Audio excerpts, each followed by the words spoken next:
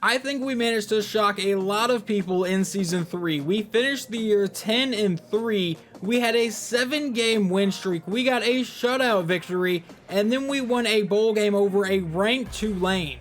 Welcome back to the South City Triceratops Walk-On Dynasty. Today we take on the off-season and get ready for Season 4, and I would say expectations are pretty high for next season.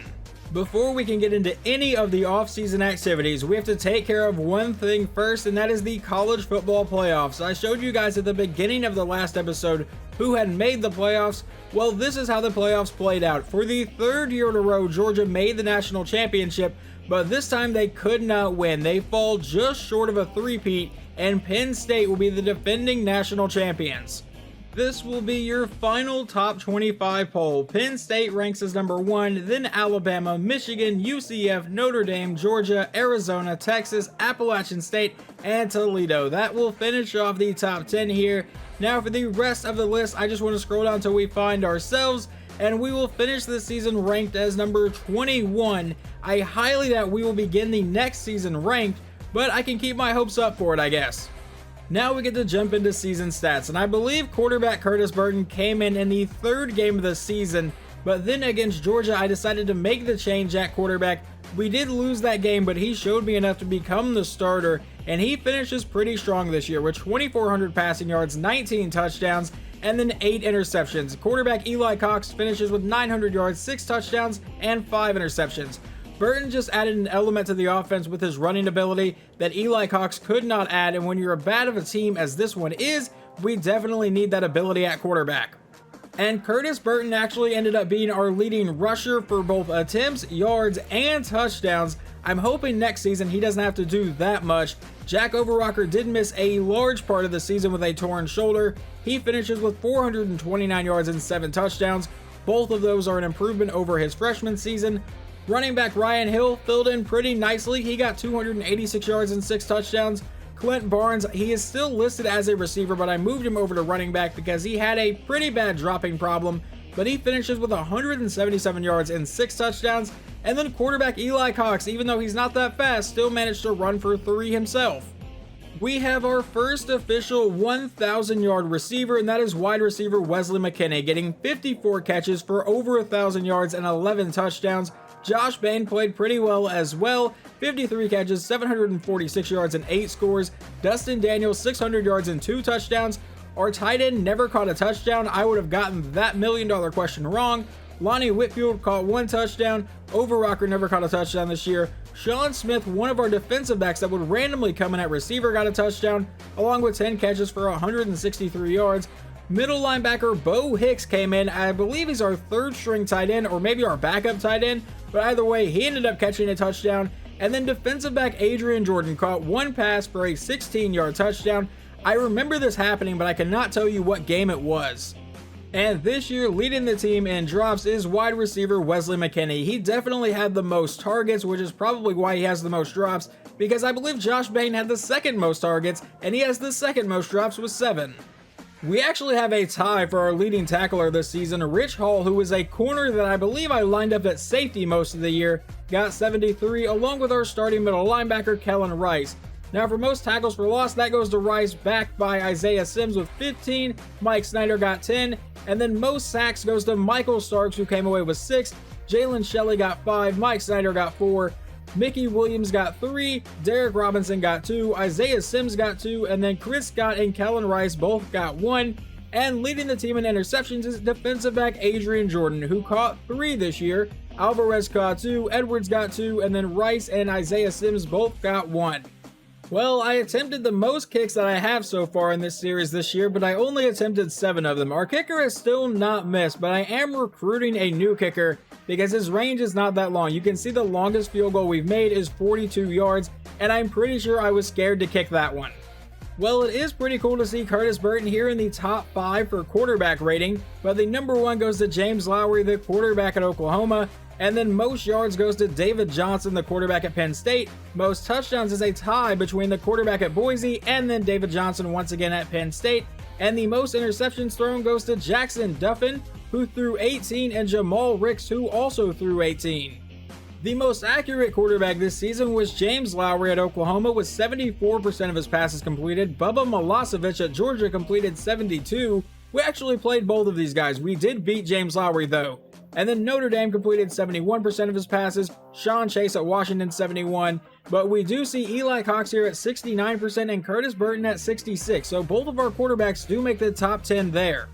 Apparently, Georgia's running back got the ball a ton this season, 445 attempts, but leading the nation in yards is going to be Jared Townsend with 2,300 yards and 25 touchdowns. Both of those will lead the country, and then leading the nation in fumbles is going to be a quarterback at Temple in Preston Lawrence with 9.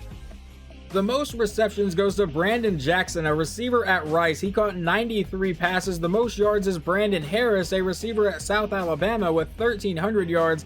And then the most touchdowns is Wayne Hill, a receiver at Minnesota who caught 15 touchdowns this year. But who had the most drops? Why do I feel like it's going to be Wesley McKinney with 16 of them? John White, an outside linebacker at Northwestern, had the most tackles this season. Most tackles for a loss is going to go to Jason Luke at Georgia Tech. And then the most sacks this year is a tie between Jason Jones at Alabama and Matt Suckley at Eastern Carolina. That is definitely a name. Just some random stats that I love to look at sometimes. Iowa attempted the most field goals this year with 33 attempts, but their kicker only made 15 of them for a 45%. That is awful. What about the most accurate kicker? That is going to go to Sean Evers at Toledo, who went 23 for 24. The Heisman this year goes to Reggie Mason, a quarterback at Michigan who finished this year with 3,000 yards, 40 touchdowns, and only 4 interceptions. He also ran in for another 9 touchdowns. Now jumping into the other awards this season, David Johnson, the quarterback at Penn State, wins the Maxwell Award. The Walter Camp Award goes to the running back at Wisconsin, Brandon Brown. The Bednarik Award goes to Matt Suckley at Eastern Carolina, and so does the Nagurski Award. The O'Brien Award also goes to David Johnson. The Walker Award also goes to Brandon Brown. The Bolitnikov goes to Jonathan Muse at Boise State. The Mackey Award goes to Brian Evans at Minnesota. The Outland Award goes to Joe Larson at Michigan. The Remington goes to a center at Texas. The Lombardi goes to the defensive end at Alabama. And the Butkus Award also goes to Matt Suckley. Apparently this dude just had one hell of a season.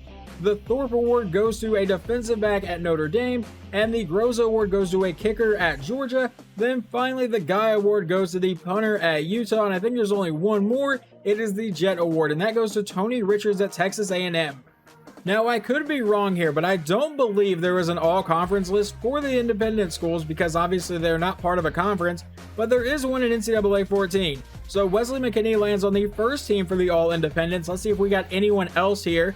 Kellen Rice is going to land here as well, and Brian Edwards landed on this team. So we get 3 people on the first team. The second team, we get quarterback Curtis Burton. Love to see that. And wide receiver Josh Bain. Anyone else on defense down here? Jalen Shelley made it at defensive tackle. Isaiah Sims, Rich Hall, and Adrian Jordan all make it as well. And our kicker, Sean Smith, made it. Now for just the flat-out All-American list, and I highly doubt anyone on our team is going to make this one. We just don't put up those kind of numbers just yet. Who knows, maybe next season we will. But now we'll jump over to the second team. We had no one on the first team. And for the second team, we do land one player at least. Middle linebacker Kellen Rice gets All-American second team.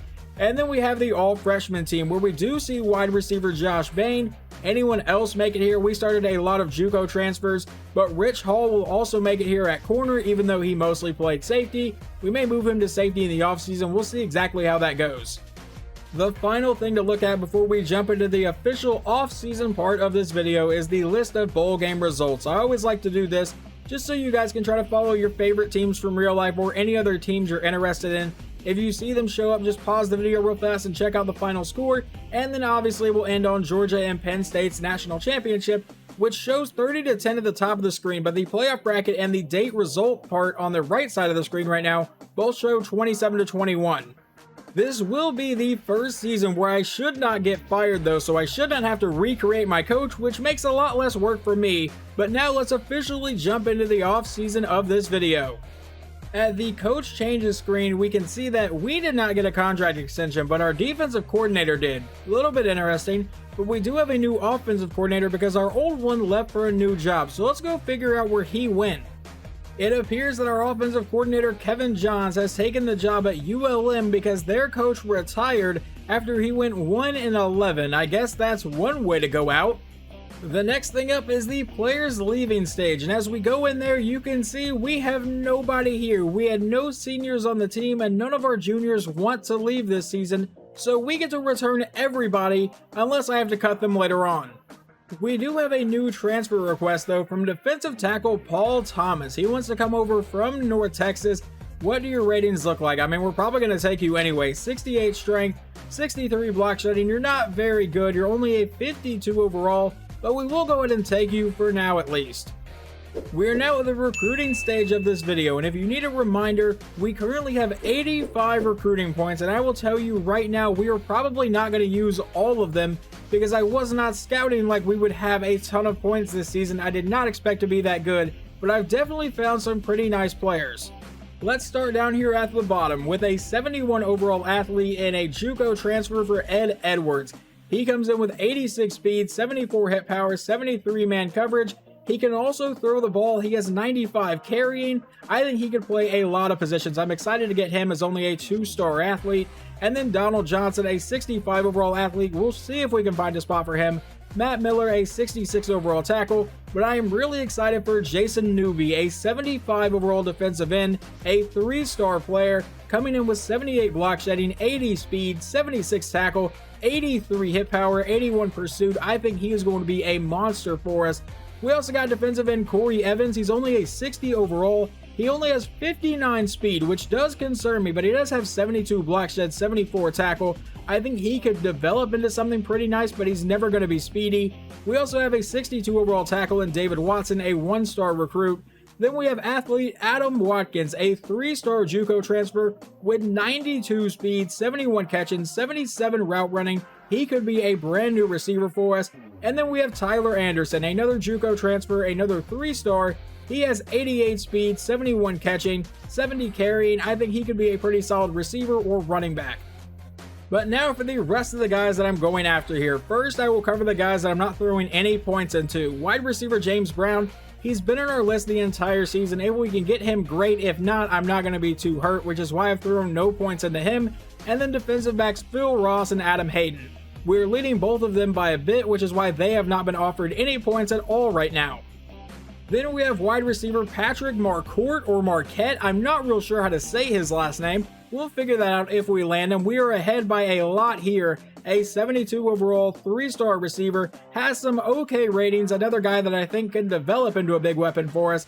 Then we have outside linebacker Eddie Ostrander, a 76 overall, 3-star player, not a JUCO transfer, 80 speed, 84 tackles, 77 hit power. I really want this guy. We are currently leading him by a ton as well. I am hoping that Matthew Livingston becomes our brand new kicker here. We're leading him over Oklahoma by a lot. He has 85 kick power, 81 kick accuracy. I would love to bring him in, but I cannot guarantee he will commit to anybody. Another JUCO player that I really want here is going to be defensive end James Long. We are losing him to Utah right now though. He comes in with 83 speed, 79 power move, 83 block shedding, 83 tackle, 80 hit power. I really wanted to beef up the defensive line, and if we can land him along with the other defensive end we already got, I think we can definitely do that. I skipped over athlete Trent Morton on purpose. We will come back to him, but the next one up is a 4-star athlete in Bob Howe. He comes in with 75 speed, does have decent zone coverage. I really cannot tell what this guy is actually going to be because he is way too slow to be a corner or a safety, but he's way too low on tackling and hit power to be a linebacker. Does have pretty good pursuit. Maybe he would be a defensive end. The next one up is wide receiver Josh Brock, a 3-star player, and he comes in with 85 speed, 72 catching, 71 spectacular catching. I really just wanted to stop throwing to guys that could not catch the ball. I know I've recruited a ton of athletes here, but I just want to get some speed on the field. On defense, we got outran a lot, but we do have another athlete here with Trent Morton, a 5-star player out of Winnipeg, Canada. And if we scroll over here, he has 89 speed, 76 catching, 76 route running. He can throw the ball a little bit, has really high elusiveness. I have no idea what position he would play either, but I think he can fit in a lot of different spots.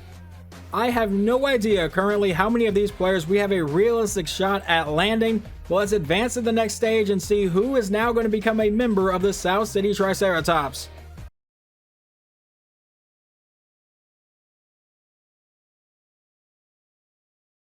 This screen hurts a lot. We land none of them. That is completely brutal.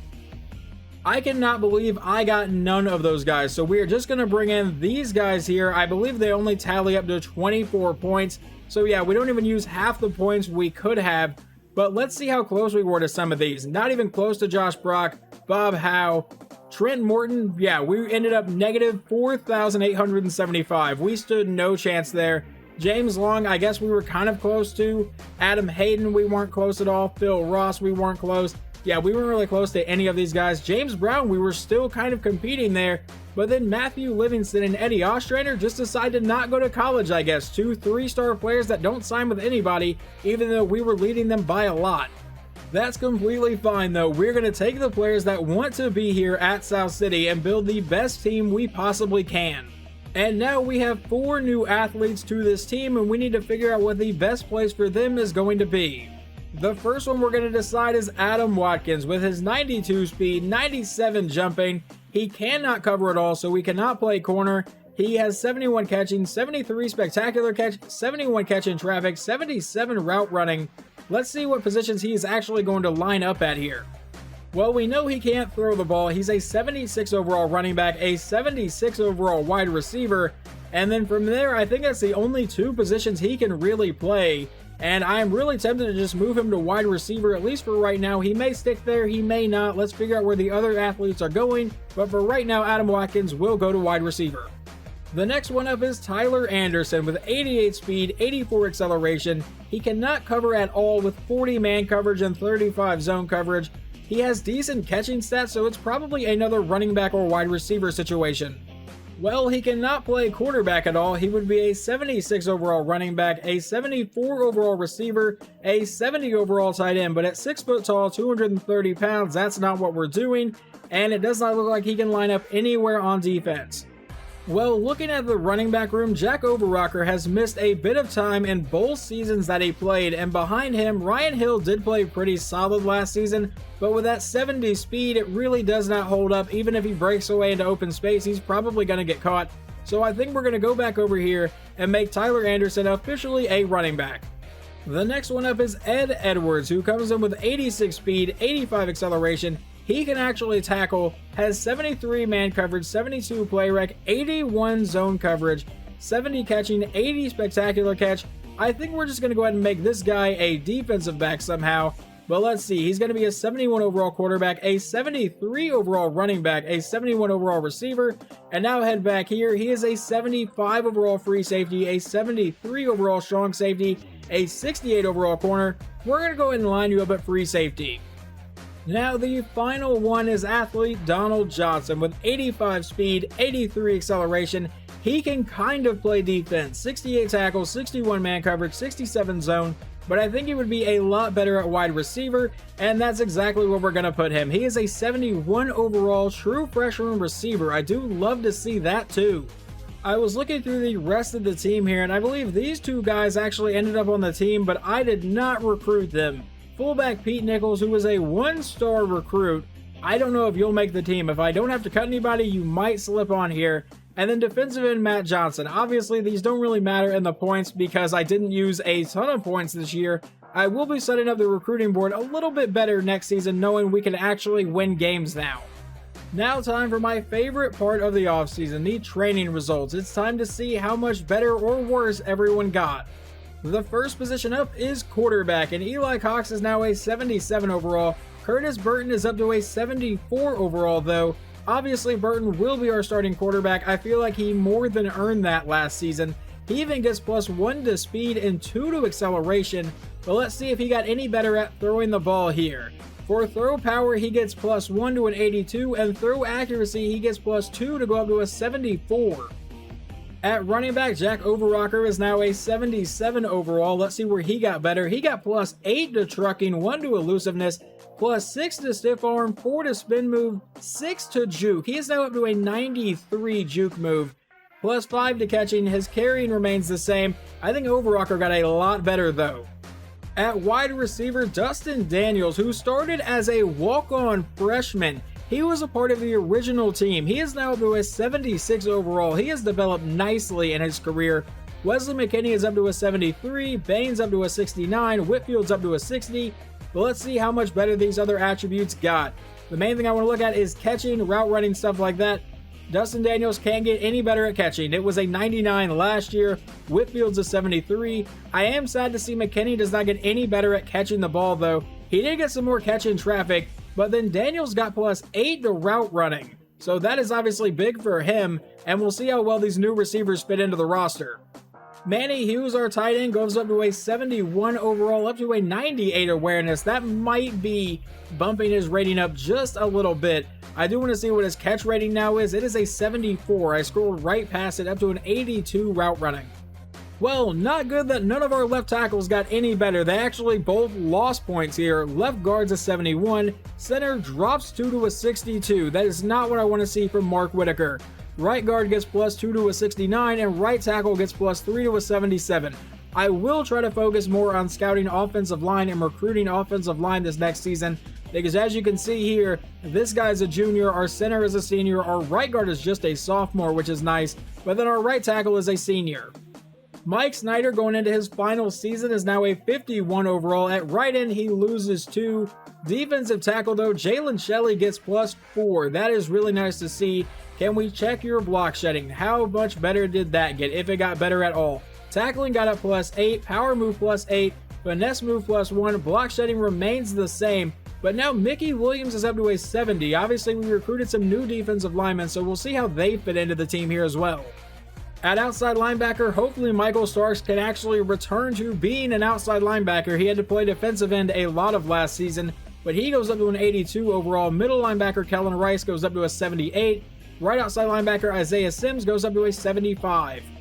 Now at corner, Adrian Jordan goes up to a 77. Brian Edwards is now a 74. Rich Hall is a 69 overall. Everyone got a little bit better. Jarvis Nelson got a lot better though. He got +7 to his, but most of that is probably awareness because he got +11 there. What about man coverage and zone coverage? How much better did we get there? Tackling just a little bit, and I have not scrolled past it. There we go. Adrian Jordan up to an 83 man coverage. Rich Hall up to an 85. You will probably play more corner than safety this year, at least if, there are no injuries or anything like that. At safety, Chris Scott, who played a lot of outside linebacker last season, goes up to a 67. And at strong safety, Scott Flanagan got a little bit worse. That is not good for you, dude. -2 overall. I was hoping to get a new kicker this year, but obviously it did not happen. That kicker decided to just not go to college. But Sean Smith gets +3 to his overall, and now he's up to 67 kick power and 69 kick accuracy. And our punter that I don't really use is gonna lose an overall point apparently. But these are the highest rated players on the team. We have our first official guy that is over an 80 overall. It is outside linebacker Michael Starks. We are now at the cut player stage of the offseason, so let's see how many of these guys we actually have to get rid of. And our roster is at 78 players, and we need to get down to 70. The first one gone is going to be running back Brian Moore. He's a 48 overall with 67 speed. I highly doubt you are ever going to see the field here. Then we have fullback J.R. Ward. We just got a brand new fullback, apparently a 1-star recruit.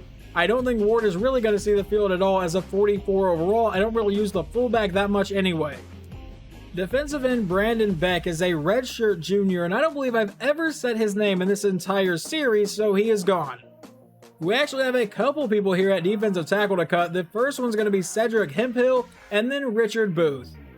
Quarterback Tim Willis was our starting quarterback at the beginning of this series, but I am not willing to burn a roster spot on him for the next 2 seasons because I imagine he will come back for his senior year. We are not going to be returning him. At wide receiver, we have Steve Downing, who is now a 40 overall. I am hoping I would never have to get that far down the depth chart, so he is gone, along with redshirt junior wide receiver Jeremy King. That is all the players I have to cut though, so now we can move on to the next part of the offseason. And that would be the custom conferences stage. I'm going to say this, I thought about really adding us to a conference, but I really love being an independent and being able to schedule really whoever I want. when you're in a conference, you're obviously locked into conference play. I like being able to schedule just all over the place. We can play Alabama one week and then Old Dominion the next, and then the week after that go back and play Georgia. So that's just really the way I'm kind of feeling about it right now. So for right now, we're going to stay as an independent. This is probably going to be the roughest schedule we have made so far. We have a home game against Memphis, and then we travel to Houston, travel to Michigan State, then a home game against Boise State, a bye week, then we travel to Austin to take on the Longhorns, then we have a home game against Minnesota, another bye week, then a home game against Oklahoma, travel to Old Dominion, and I thought about making Old Dominion a rival, but I definitely plan for this team to be a lot better than Old Dominion at some point in the series, and I don't want to guarantee rival win every single time I play them, so that is why I just schedule them every year, but they're not an official rival, so they don't give us any bonus points. But then we have a bye week, then we travel to Notre Dame, a home game against USC, and then we travel to Georgia for our actual rivalry game to end the season. But that will wrap up this off-season video. Hopefully you guys are excited for this season. I am still kind of in shock I didn't land any of those other recruits at the recruiting stage, but we will move on. I will set up the recruiting board for this season, expecting to get a few wins, so hopefully we can actually do that.